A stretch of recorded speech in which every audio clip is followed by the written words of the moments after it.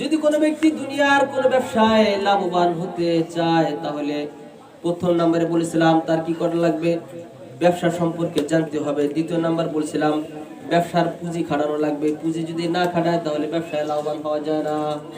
তৃতীয় নম্বরে যদি কোনো ব্যক্তি দুনিয়ার ব্যবসায় লাভবান হতে চায় তাহলে 3 নম্বরে তার কি লাগবে জানেন? 3 নাম্বার হলো কোনো ব্যবসায়ীর সংস্পর্শ থেকে তার ব্যবসা শিখতে হবে। 3 নাম্বার হলো কোনো ব্যবসায়ীর সংস্পর্শ থেকে তার ব্যবসা শিখতে হবে। কোনো ব্যবসায়ী ততক্ষণ পর্যন্ত ব্যবসায় দুনিয়ার ব্যবসায়ে সফল কাম হতে পারবে না যতক্ষণ পর্যন্ত সে কোনো সফল ব্যবসায়ীর সংস্পর্শে না থাকবে। কথা ঠিক কি না? যতক্ষণ পর্যন্ত কোনো ব্যবসায়ী সফল কোনো ব্যবসায়ীর সংস্পর্শে না থাকবে, তার কাছ থেকে ব্যবসা না শিখবে, ততদিন পর্যন্ত কোনো ব্যবসায়ী তার ব্যবসা করে সে সফল কাম হতে পারবে না, সে সাকসেস হতে পারবে না। ঠিক তদ্রূপ দিনের লাইনেও যদি কোনো ব্যক্তি জান্নাত লাভ করতে চায়, যদি কোনো ব্যক্তি জান্নাত লাভ করতে চায়, জাহান্নাম থেকে মুক্তি পেতে চায়, তাহলেও তার কি করা লাগবে? কোন নেককার আল্লাহওয়ালা ব্যক্তির সংস্পর্শে থাকা লাগবে। কোন নেককার আল্লাহওয়ালা ব্যক্তির সাথে থাকতে হবে। আল্লাহ সুবহানাহু ওয়া তাআলা সেই কথা কোরআনের ভিতরে বলেছেন, ইয়া আইয়ুহাল্লাযীনা আমানুত্তাকুল্লাহা ওয়া কুনু মা'আস সাদিকিন। হে ইমানদারগণ, তোমরা কি করো? আল্লাহকে ভয় করো এবং তোমরা কি করো? মুত্তাকি, পরহেজগার, খোদাভীরু সৎ লোকদের সাথী হও। আল্লাহ এখানে কি বলেছেন? তোমরা সৎ লোকদের সাথী হও, তোমরা নেক লোকদের সাথী হও। আল্লাহ সুবহানাহু ওয়া তাআলা কোরআনের অন্য আয়াতের ভিতরে বলেছেন, ওমাইতিল্লাহ ওয়ার রাসূল ফাউলাইকা মাআল্লাযীনা আনআমাল্লাহু মিনান নাবিয়্যিন ওয়াস সিদ্দীকিন ওয়াশ শুহাদাই ওয়াস সালিহিন। আল্লাহ সুবহানাহু ওয়া তাআলা এর ভিতরে বলেছেন, যদি কোনো ব্যক্তি আল্লাহর প্রতি আনুগত্য স্থাপন করে এবং নবী মুহাম্মদ সাল্লাল্লাহু আলাইহি সাল্লামের আনুগত্য স্থাপন করে, তাহলে তার হাসর হবে নেককার, মুত্তাকি, পরহেজগার নবী সিদ্দিকদের সাথে। বলেন সুবহানাল্লাহ। তাহলে নবী সিদ্দিকদের সাথে যদি আপনার আমার হাসর হতে হয়, তাহলে আপনার আমার সর্বপ্রথম কাদের সাথে চলতে হবে? নেককার ব্যক্তিদের সাথে চলতে হবে। এই জন্য কবি বলেন, সুহবাতে সালেহ তুরা সালেহ কুনাদ, সুহবাতে তালেহ তুরা তালেহ কুনাদ এক জামানা, সুহবাতে বা আউলিয়া এক জামানা, সুহবাতে বা আউলিয়া বেহতেরা সদ সালে তাআত বেরিয়া। ও মুসলমান, যদি কোনো ব্যক্তি মুত্তাকি হতে চায়, যদি কোনো ব্যক্তি জান্নাত নামক মহাদৌলত অর্জন করতে চায়, যদি কোনো ব্যক্তি আল্লাহর প্রকৃত সাচ্চা বান্দা হতে চায়, যদি কোনো ব্যক্তি প্রকৃত অর্থে নবীর প্রকৃত আশিক হতে চায়, নবীর প্রকৃত উম্মত হতে চায়, তাহলে তার কি হওয়া লাগবে? নেককারদের সাথে চলা লাগবে। কার সাথে চলা লাগবে? নেককারদের সাথে চলা লাগবে। নেককারদের সাথে চলার মাধ্যমে সে কি হইতে পারবে? নেককার হইতে পারবে। সে দ্বীনি লাইনে কি হইতে পারবে?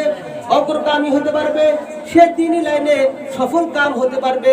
সে দ্বীনি লাইনে কি হইতে পারবে? অগ্রগামী হতে পারবে। সে জান্নাত নামক মহাদৌলত লাভ করতে পারবে তখন যখন কোনো ব্যক্তি কোনো নেককার ব্যক্তির সংস্পর্শে আসবে।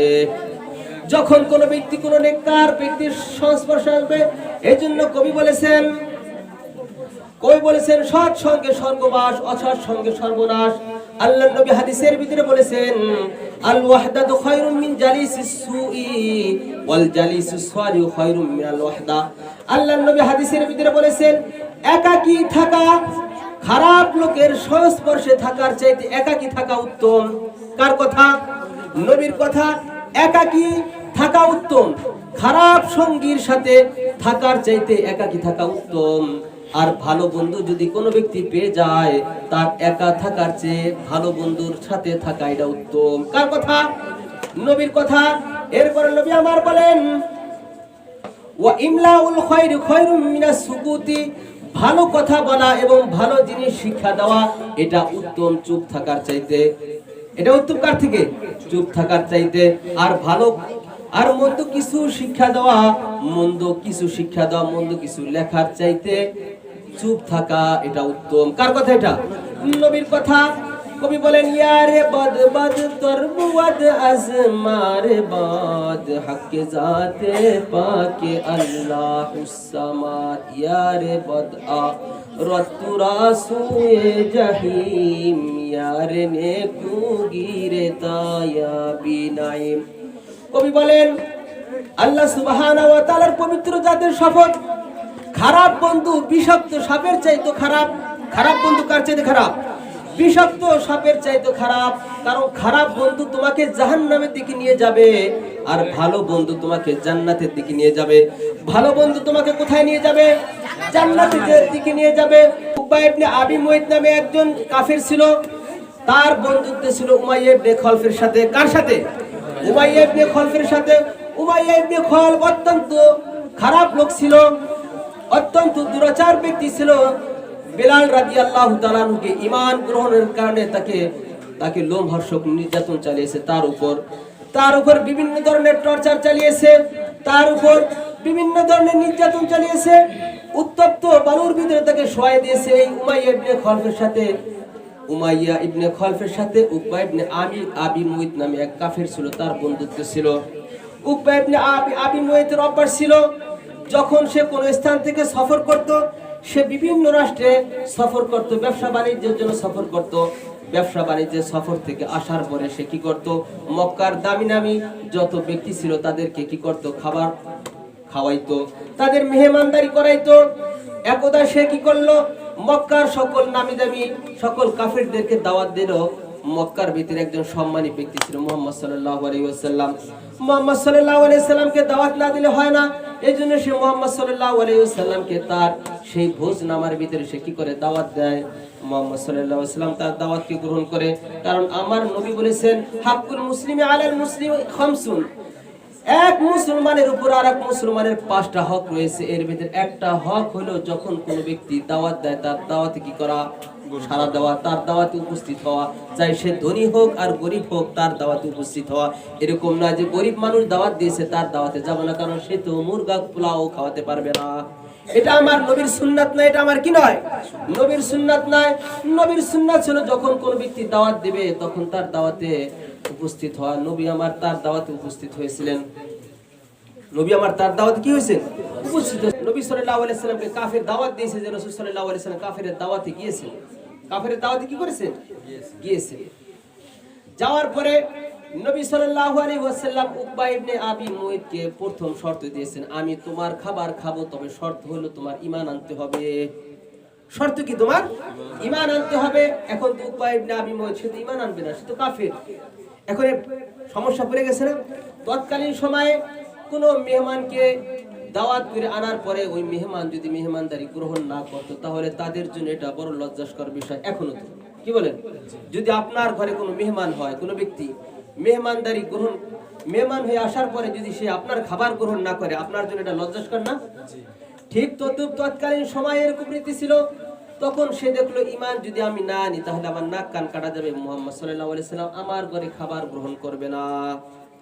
এই জন্য সে করে ঈমান গ্রহণ করে, সে ঈমান আনে। ঈমান আনার পরে এই কথা উমাইয়া ইবনে খলফ উকবা ইবনে আবি মুইতের এক সঙ্গী ছিল, বন্ধু ছিল। কে বন্ধু ছিল? উমাইয়া ইবনে খলফ। উমাইয়া ইবনে খলফ যখন এই কথা জানতে পারলো উকবা ইবনে আবি মুইত ঈমান গ্রহণ করছে, সাথে সাথে সে তার কাছে চলে আসে। তুমি কি করছো? তুমি ঈমান নিয়ে আসছো মুহাম্মাদের প্রতি?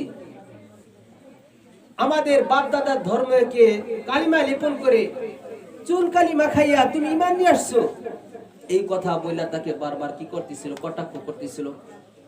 পরে সে বলে, শোন দোস্ত, আমি তো ঈমান আনতাম না, তবে অনেক চাপা কলে পড়ে আমি ঈমান আনছি। মুহাম্মদ সাল্লাল্লাহু আলাইহি ওয়াসাল্লামকে আমি দাওয়াত দিয়েছিলাম অন্যান্য ব্যক্তিদের মতো, তারা কি করছে? সকলে খাবার গ্রহণ করে, মুহাম্মদ সাল্লাল্লাহু আলাইহি ওয়াসাল্লাম আমার খাবার গ্রহণ করবে না আমি যদি ঈমান না আনি। পরে সে যদি আমার খাবার গ্রহণ না করে আমি তো লজ্জায় পড়ে যাই, এই জন্য আমি ঈমান আনছি।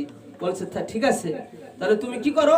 আমরা তোমাকে ততক্ষণ পর্যন্ত বিশ্বাস করবো না যতক্ষণ পর্যন্ত তুমি মুহাম্মদ সাল্লাল্লাহু আলাইহি ওয়াসাল্লামের চেহারায় কি না রাখবা, থুতু নিক্ষেপ না করবে। বলে নাউজুবিল্লাহ।